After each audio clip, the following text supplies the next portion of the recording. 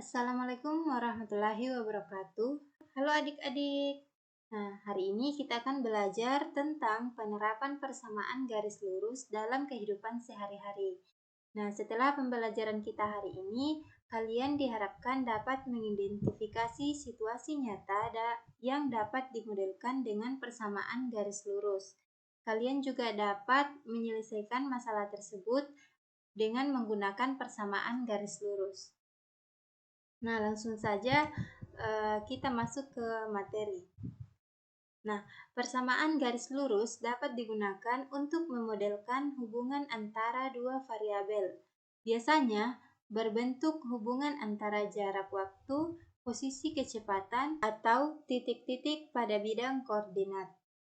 Nah, ingat bahwa bentuk umum dari persamaan garis lurus yaitu Y sama dengan MX ditambah C. Nah, langsung saja kita masuk ke contoh soal.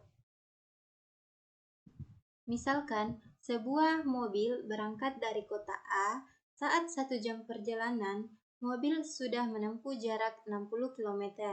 Pada jam ketiga, jarak yang ditempuh menjadi 180 km. Nah, soalnya yang pertama, tentukan persamaan garis yang menunjukkan hubungan antara waktu X dalam jam dan jarak Y dalam kilometer. Yang kedua, hitung jarak yang ditempuh pada jam kelima. Nah, seperti yang sebelumnya, kita akan menentukan apa yang diketahui pada soal. Nah, pada jam ke-1, jarak yang ditempuh itu 60 km. Nah, kita misalkan ini titik 1,60. Kemudian, yang kedua, pada jam ketiga, jarak yang ditempuh itu 180 km. Nah, kita misalkan ini titik 3,180. Nah, selanjutnya kita akan menentukan persamaan garis yang menunjukkan hubungan antara waktu dan jarak tersebut. Kita masukkan ke dalam rumus perbandingan. Nah, persamaannya menjadi Y dikurang 60 per 180 dikurang 60 sama dengan X dikurang 1 per 3 dikurang 1. Kita sederhanakan menjadi Y dikurang 60 per 120 sama dengan X dikurang 1 per 2. Nah, kita kali silang menjadi 2 dikali Y dikurang 60 sama dengan 120 dikali X dikurang 1. Nah, 2 dikali Y itu 2Y, 2 dikali 60 sama dengan 120, 120 dikali X, ini 120X, dan 120 dikali negatif 1, yaitu negatif 120. Nah, negatif 120 kita pindah ruaskan hingga tersisa 2Y sama dengan 120X. Karena negatif 120 ini kita pindah ruaskan menjadi positif dan ini habis, tersisa 120X. Nah, maka diperoleh Y sama dengan 120 per 2X sama dengan 60X. Jadi, persamaan yang menghubungkan antara waktu dan jarak tersebut yaitu Y sama dengan 60X. Nah, selanjutnya kita akan menghitung jarak yang ditempuh ketika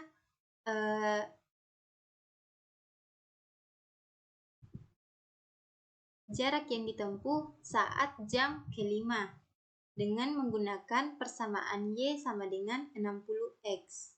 Nah, kita ganti X ini menjadi 5, maka 60 dikali 5 itu sama dengan 300. Jadi, persamaan garis yang diperoleh adalah Y sama dengan 60X. Artinya, mobil bergerak dengan kecepatan konstan 60 km per jam.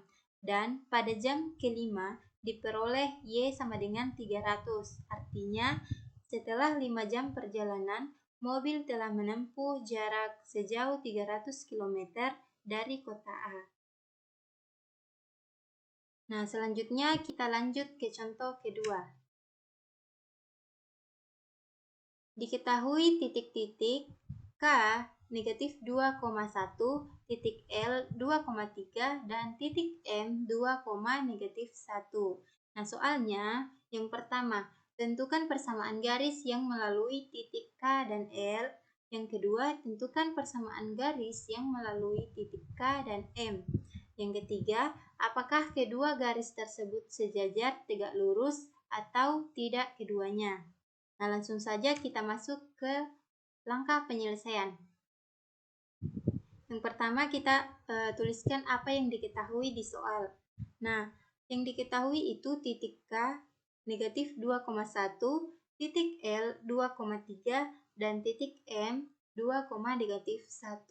Dan yang ditanyakan itu persamaan garis yang melalui K dan L, kemudian persamaan garis yang melalui K dan M, dan hubungan kedua garis sejajar tegak lurus atau tidak keduanya. Nah, yang pertama kita akan menentukan persamaan garis yang melalui K dan L. Nah, kita langsung masukkan ke rumus perbandingan. Sehingga diperoleh Y dikurang 1 per 3 dikurang 1 sama dengan X dikurang negatif 2 per 2 dikurang negatif 2. Kita sederhanakan menjadi Y dikurang 1 per 2 sama dengan X tambah 2 per 4. Nah, kita kali silang. Diperoleh 4 dikali Y dikurang 1 sama dengan 2 dikali X ditambah 2. 4 dikali Y itu 4Y, 4 dikali negatif 1, negatif 4 sama dengan 2. 2 dikali X itu 2X, 2 dikali 2 sama dengan 4. Nah, 4Y sama dengan 2X ditambah 4 ditambah negatif 4 kita pindah ruaskan menjadi positif. Sehingga diperoleh Y sama dengan 2 per 4X ditambah 8 per 4. Karena koefisien Y kita pindah ruaskan menjadi pembagian. Sehingga diperoleh Y sama dengan 1 per 2X ditambah 2. Yang pertama kita sudah memperoleh persamaan yang melalui titik K dan L. Nah, yang kedua kita akan menentukan garis yang melalui titik K dan M. Seperti sebelumnya kita masukkan ke dalam rumus Y dikurang 1 per negatif 1 dikurang 1.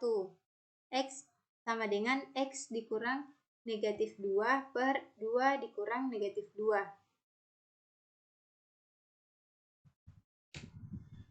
Kita sederhanakan menjadi Y dikurang 1 per negatif 2, karena negatif 1 dikurang 1 itu negatif 2, sama dengan X ditambah 2 per 4. Sama seperti sebelumnya kita kali silang, diperoleh 4 dikali Y dikurang 1 sama dengan negatif 2 dikali X ditambah 2. 4Y sama dengan negatif 2X, karena negatif 4 ini habis dijumlahkan dengan negatif 4 yang ada di ruas kanan. Nah, sehingga diperoleh persamaan Y sama dengan negatif 2 per 4X atau sama dengan negatif 1 per 2X. Nah, jadi kita sudah memperoleh persamaan garis yang melalui titik K dan L dan garis yang melalui titik K dan M, yaitu Y sama dengan 1/2X ditambah 2 dan Y sama dengan negatif 1/2X. Nah, yang ketiga, kita akan menentukan hubungan kedua garis, apakah kedua garis ini sejajar tegak lurus atau tidak keduanya. Nah, syarat dari sejajar itu adalah M1 atau gradien persamaan 1 sama dengan gradien persamaan kedua.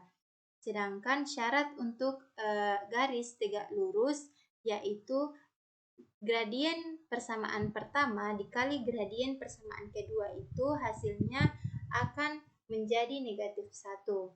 Nah, kalian coba tentukan apakah kedua persamaan ini sejajar tegak lurus atau tidak keduanya. Nanti kita akan bahas di kelas.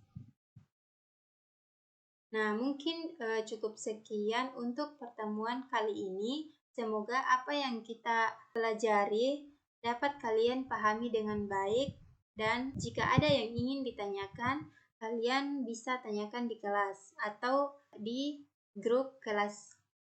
Cukup sekian, saya akhiri. Wabillahi taufiq wal hidayah. Wassalamualaikum warahmatullahi wabarakatuh.